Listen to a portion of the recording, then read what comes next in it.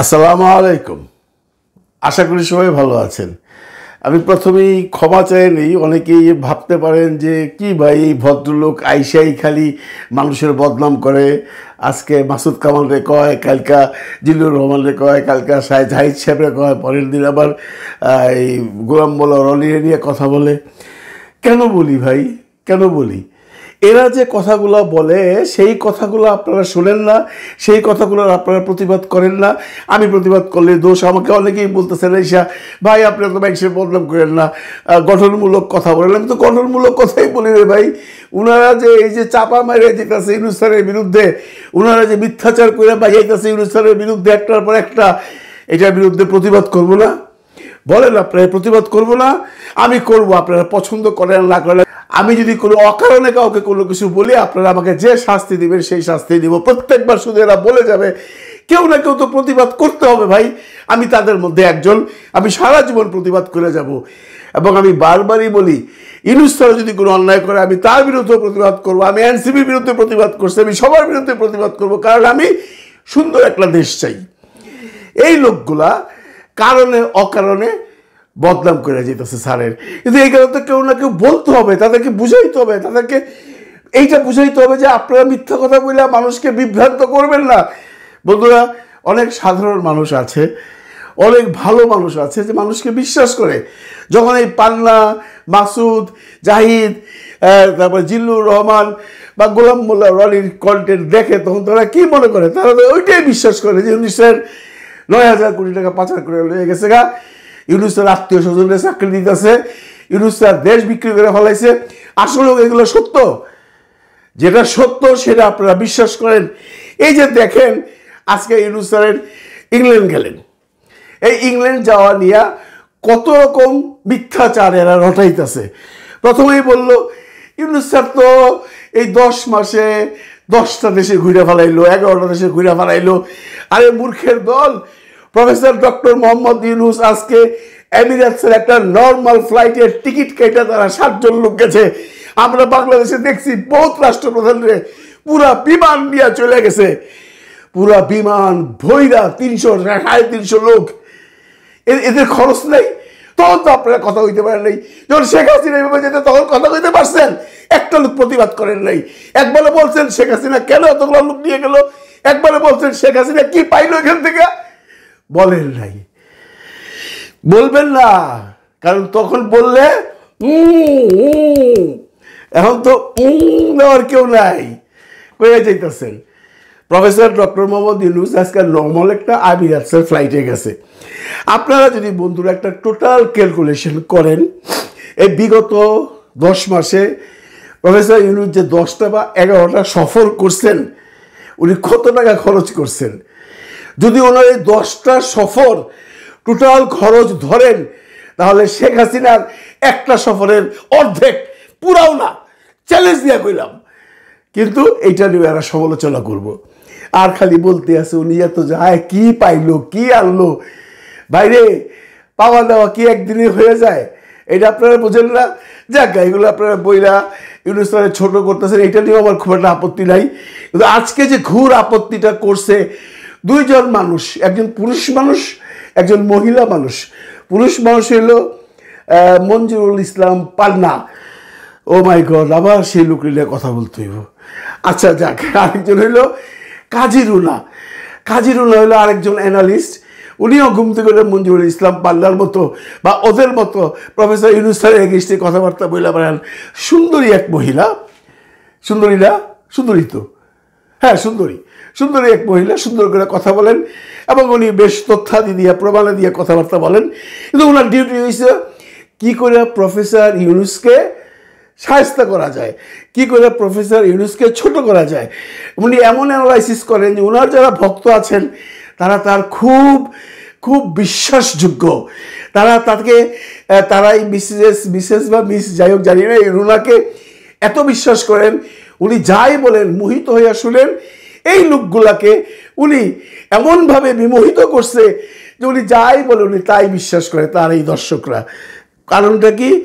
উনি বানায়া কথা বলতে পারে। সুন্দরী মহিলার কথা শুনতে তো ভাই সবারই ভালো লাগে, আমারও ভালো লাগে, আমিও দেখছি 2-3 বার। এখন আর এইটাই না, উনি আর পান্না মেলে আজকে একটা নতুন জিনিস আবিষ্কার করছে, কি জানেন?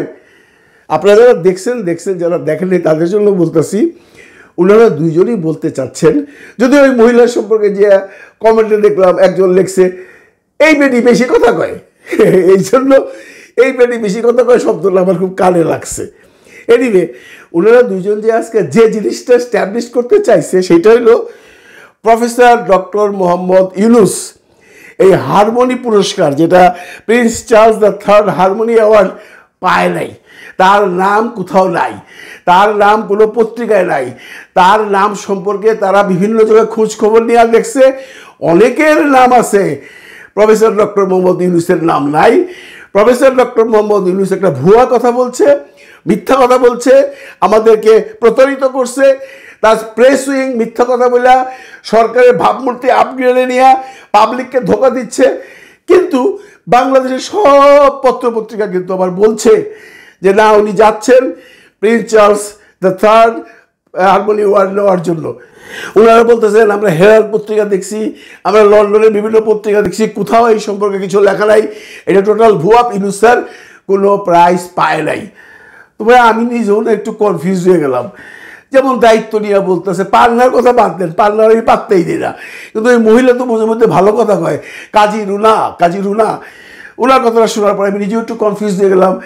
আমি চিন্তা করলাম যে কাউরে জিজ্ঞেস করার দরকার নেই, আমি চ্যাট জিপিটিতে জিজ্ঞেস করি, ওরা একমাত্র বলতে পারবে আসল ঘটনা কি। ওরা যদি না জানে উত্তর দেবে আমরা জানি না। আমি চ্যাট জিপিটিতে জিজ্ঞেস করলাম কি যে প্রফেসর ডক্টর মোহাম্মদ ইউনুস কি এই Prince Charles third harmony award পেতে যাচ্ছেন কিনা এই মাসে।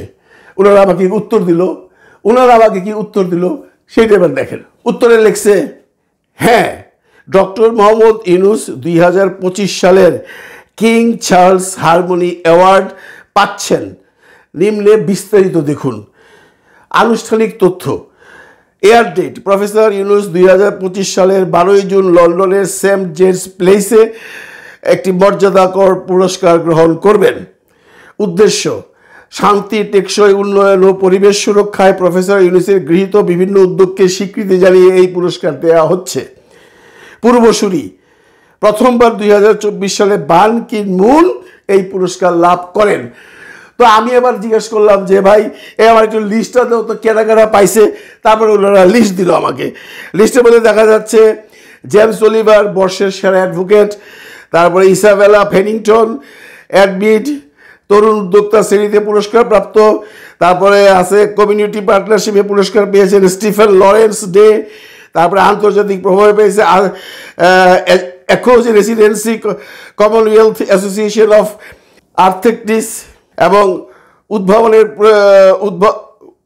উদ্ভাবনের প্রয়োগ ইয়াসমিন লারি, এরকম অনেকেই পাইছে। তা আমার কনফিউজ হলো, কিরে ভাই তুই এত বলার নাম কইলে আমার প্রফেসর ইউনুস স্যারের নাম কই। আবার জিজ্ঞেস করলাম, এই তুমি যে লেখলা তো বলার নাম ইউনুস স্যারের নাম তো বললো না। তখন উনি আবার ইউনুস স্যারের নাম দিয়া আবার উত্তর দিছে। ডক্টর মোহাম্মদ ইউনুস এই বছর যে পুরস্কারটি গ্রহণ করবেন তা হচ্ছে প্রধান হারমোনি অ্যাওয়ার্ড, সরাসরি সম্মানিত মূল পুরস্কার। অর্থাৎ তিনি king Charles the third harmony award 2025 প্রধান ক্যাটাগরিতে পুরস্কৃত হবেন, যা শান্তি, মানব কল্যাণ ও টেকসই উন্নয়ন ক্ষেত্রে তার অব্যাহত অবদানের স্বীকৃতি। হইল নি বলেন? কত বড় মিথ্যা কথা না এই হারামজাদা এই পান্না আর এই ওনার গালি দিলাম না, এই মহিলা বলছে। চিন্তা করছেন এইভাবে যে মানুষকে ধোকা দিচ্ছে। তখন যদি আমি এসে তাদের সম্বন্ধে কোনো কথা কই, তাদেরকে গাল বন্ধ করি, তখন আপনারা আবার এখন এই ভাই আপনি খালি মানুষের গাল বন্ধ করেন কেন? এগুলো শুনলে সহ্য হয়? আপনি যে দেখছেন তারই সহ্য হবে। যিনি সকালে দেখছেন পান্নার এই কন্টেন্ট বা রুনার এই কন্টেন্ট যে প্রফেসর ইউনুস জাতির সাথে ধোকাবাজি করছে, কোনো অ্যাওয়ার্ড কিচ্ছু পায় নাই, উনি মিথ্যা কথা বলতেছেন, আপনার ভাল লাগবে শুনতে? আপনি মনে করেন ইউনুস হেটার্স, মনে করেন আপনি ইউনুসকে পছন্দ করেন না, তারপরেও যদি শোনেন যে না এই ভদ্রলোক একটা পুরস্কার পাইছে, এটা নিয়ে মিথ্যা কথা বলতেছে কেউ, তাদেরকে কি করতে ইচ্ছা করে? তাদেরকে ইচ্ছা করে না অনেক কিছু করতে, কিন্তু মিডিয়াতে এর চেয়ে বেশি করা যাবে না। আমি এই জন্য এই ভিডিওটা বানাইছে। আপনারা সবসময় খালি মনে করেন আমি খালি চিল্লাই, আমি খালি মানুষের ফালতু কথা কই, আমি কিন্তু অকারণে বলি না। এত বড় ঘটনাটা কিভাবে ইত্যাচার করে এই পান্না রুনা এটাকে প্রচার করলো, ইউনূস স্যার ভাওতাবাজি করতেছে, এটা কি সহ্য করা যায়? আমি ইউনূস স্যারকে পছন্দ করি শুধু এই জন্যই না, ওনাকে যদি পছন্দ নাও করতাম তবুও এত বড় মিথ্যাচারটা যখন তার কাঁধে দেওয়া হইতো আমি প্রতিবাদ করতাম যে ভাই এটা কি বলতেছেন, উনি তো আসলে পুরস্কার পাইছে, আপনারা কেন মিথ্যা কথা বলতেছেন? তো আপনারা এখন নিশ্চয়ই ক্লিয়ার যে আমি কেন এদেরকে গালাগালি করি। আমি আজকে বেশি গালাগালি করলাম না এই জন্য যে পাশে কাজী রুনা মানে একজন ভদ্র মহিলা ছিল, যার জন্য গালাগালি করলে উনার গায়েও পড়বে। মহিলাকে সম্মান করে আমি পান্নাকে ছাইড়া দিলাম। পান্নাকে আমি শেষবারের মতো অনুরোধ করলাম, পান্না সাহেব আপনি তো মিয়া সাংবাদিক না, আপনি তো শুনছিলাম সাংবাদিক, আজকে আপনি নারী বুড়ির খবর নিছি তো। বন্ধুরা, উনি আসলে কোনো সাংবাদিক না, উনার কাজ ছিল 21 টেলিভিশনের এডিটার মানে সাংবাদিকরা যে নিউজ না দিত সেটাকে কম্পিউটার টেবিলে বসে এডিট করতো। আমাদের ফিল্মে যেমন এডিটার থাকে, টেলিভিশন এডিটার থাকে, ওইখান থেকে সে মোটামুটি একটু উপস্থাপনায় গেছিল। তারপর ইলিয়াস হোসেন এসে পাশার মধ্যে লাত্তি দিয়ে বাইক করে দিছে। এরপর তো আরো খেপা ছাত্রলীগ করে বা করতো, এখন আবার চান্স পাইছে ইউনূস স্যারের বিরুদ্ধে।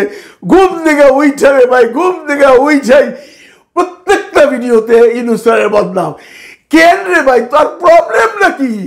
তুই হাসা কথা কস না, হাসা কথা কইয়া ইউনূস রে ধুয়ে ফেলা, আমরা কেউ কিচ্ছু কব না, মিশা কথা কওয়া বন্ধ কর।